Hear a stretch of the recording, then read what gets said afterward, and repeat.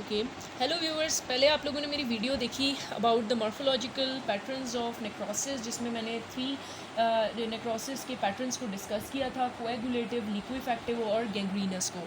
अब मैं इसकी अगली टाइप्स पे चलती हूँ, ठीक है। केशियस नेक्रोसिस जो होता है, ठीक है, ये इसका हमारे पास 4th टाइप है। केशियस नेक्रोसिस में क्या होता है, सबसे पहले केशियस बेसिकली हमारे पास वर्ड है जिसका मतलब होता है चीज़ लाइक, ठीक है। ये बेसिकली हमारे पास एक ऐसा स्पेसिफिक नेक्रोसिस होता है जिसका आपको एक चीज़ इसके बारे में पता होनी चाहिए कि ये बेसिकली एक डिस्टिंक्टिव फीचर होता है हमारे पास टीबी का, ठीक है। टीबी बेसिकली एक डिजीज़ होती है which is caused by the Mycobacterium tuberculosis, ठीक है, जो कि हमारे पास मेनली लंग्स को इन्फेक्ट करता है और फिर आहिस्ता आहिस्ता जब ये प्रोग्रेसिव हो जाता है तो बाकी बॉडी को भी।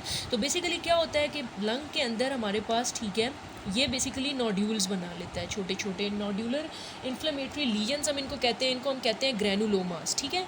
ये ग्रैनुलोमास बेसिकली क्या होते हैं, अगर मैं एक ग्रैनुलोमा को इनलार्ज करके बताऊं तो इस ग्रैनुलोमा के अंदर बेसिकली ये एक इन्फ्लेमेटरी साइट होती है, ठीक है। ये ग्रैनुलोमा है, इसके बिल्कुल सेंटर के अंदर हमारे पास केशियस नेक्रोसिस हो रहा होता है कि यहाँ पे जो लंग के टिश्यूज़ होते हैं, ठीक है, वो भी, और प्लस जो हमारे पास इम्यून सेल्स होते हैं वो भी उनकी डेथ हो चुकी होती है यहाँ पे, ठीक है, इस माइकोबैक्टीरियम ट्यूबरक्यूलोसिस की वजह से, क्योंकि क्रॉनिक डिजीज़ होती है, ठीक है, बेसिकली क्रॉनिक इन्फ्लेमेशन कॉज करती है, तो ये ईजिली ये मर नहीं रहा होता, ठीक है। तो जब ये डिजीज़ हमारे पास बिल्कुल डिज़ोल्व नहीं हो रही होती तो यहाँ पर हमारे पास इसको ट्रैप कर लिया जाता है मिडल में, ठीक है, और इसकी नेक्रोसिस होती है और इसके इर्द गिर्द हमारे पास सेल्स इकट्ठे होने शुरू हो जाते हैं, ठीक है।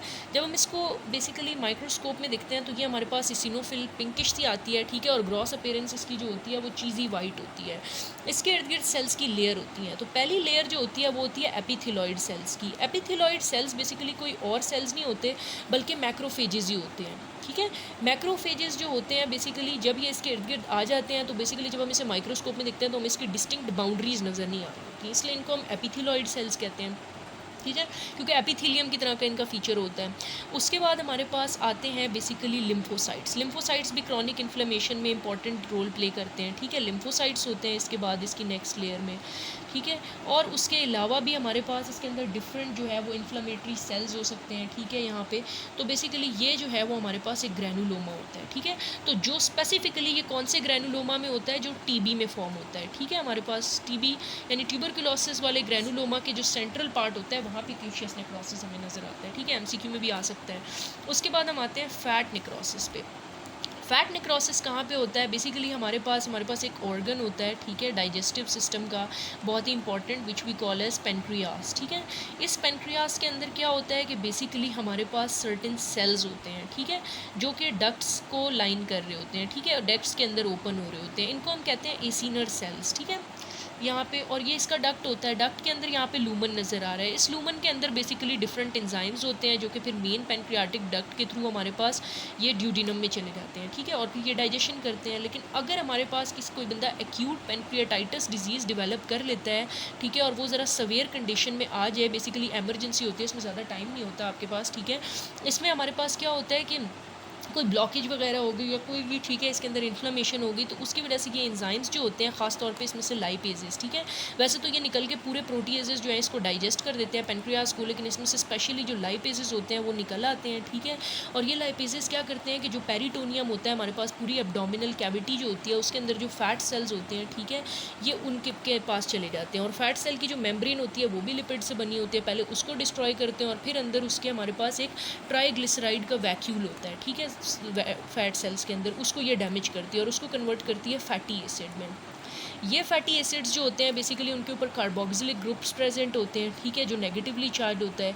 ये क्या करता है कि हमारे पास ये फैटी एसिड्स फ्री हो जाते हैं तो ये कंबाइन हो जाते हैं कैल्शियम के साथ, ठीक है, जो बॉडी में वैसे भी प्रेजेंट होता है, और ये हमारे पास वाइट डिपॉजिट्स बनाने शुरू कर देते हैं, ठीक है। चौकी वाइट एरियाज़ होते हैं, बेसिकली वाइटिश एरियाज़, ठीक है, जो इनको हम कहते हैं फैट सेपोनिफिकेशन, ठीक है, इस रिएक्शन को हम कहते हैं फैट सेपोनिफिकेशन हो जाती है, ठीक है। और हमारे पास क्या होता है कि ये लीजन्स जो हैं बेसिकली प्रेजेंट होते हैं, ठीक है। और हमारे पास इसमें कैल्शियम डिपॉजिट जो है पूरा एक इन्फ्लेमेटरी रीजन्स बनने शुरू हो जाते हैं पेरिटोनियम के अंदर, ठीक है। तो ये बेसिकली एक कैरेक्टरिस्टिक होती है पैंक्रियाटाइटिस की कि उसमें से लाइपेजेस जो है, ठीक है, वो डिफरेंट सेपोनिफिकेशंस बना रहे होते हैं। फिर आता है हमारे पास next type, that is the fibrinoid necrosis. ये काफ़ी आसान है। इसमें क्या होता है कि बेसिकली हमारे पास जो ब्लड वेसल्स होती हैं, ठीक है, उसके अंदर हमारे पास बेसिकली कोई एंटीजन हो सकता है, ठीक है, कोई भी, ठीक है, और हमारे पास जो एंटीबॉडीज़ होती हैं, ठीक है, ये जब रिएक्शन करते हैं तो एंटीजन एंटीबॉडी कॉम्प्लेक्सेस बनना शुरू हो जाते हैं, ठीक है। ये कॉम्प्लेक्सेस जो हैं वो वॉल्स में डिपॉजिट हो जाते हैं जाके आर्टरीज़ के, ठीक है। ये हाइपरटेंशन में भी हो सकता है, और हमारे पास एक डिजीज़ होती है, ठीक है, जिसको हम कहते हैं एक्यूट वैक्यूलाइटिस, ठीक है, उसमें भी हो सकता है। और हमारे पास पॉली आर्ट्राइटिस नोडोसा, ठीक है, पॉली आर्ट्राइटिस नोडोसा में भी हो सकता है, ठीक है। ये हमारे पास, ठीक है, पॉली आर्ट्राइटिस नोडोसा, ठीक है, ये हमारे पास जमा होने शुरू हो जाते हैं वॉल्स के अंदर। फिर क्या होता है कि यहाँ पे उसके अंदर फिब्रिन भी होता है, ठीक है। तो फिब्रिन जो होता है हमारे पास जो ब्लड के अंदर होता है वो भी इसके साथ साथ आके जो है वो अरेंज होना शुरू हो जाता है, ठीक है, इसकी वॉल्स के साथ साथ, ठीक है, जो बेसिकली हमारे पास क्लॉट्स बनाता है, ठीक है। तो ये फिब्रिन यहाँ पे आना शुरू हो जाता है, तो फिब्रिन प्रोटीन भी आ जाती है, और साथ में एंटीजन एंटीबॉडी कॉम्प्लेक्सेस। तो ये बेसिकली जब हम इसको माइक्रोस्कोप में देखते हैं तो ये basically pink fibrin like appearance बनाता है, ठीक है, मतलब थ्रेड लाइक ना। तो इसलिए हम इसको कहते हैं फिब्रिनॉइड, ठीक है, फिब्रिनॉइड डिपॉजिट्स। ये बेसिकली हमें नज़र आते हैं, और ये सिर्फ हिस्टोलॉजिकल सेक्शंस में ये वाला नेक्रोसिस डिटेक्ट हो सकता है। Thanks for watching.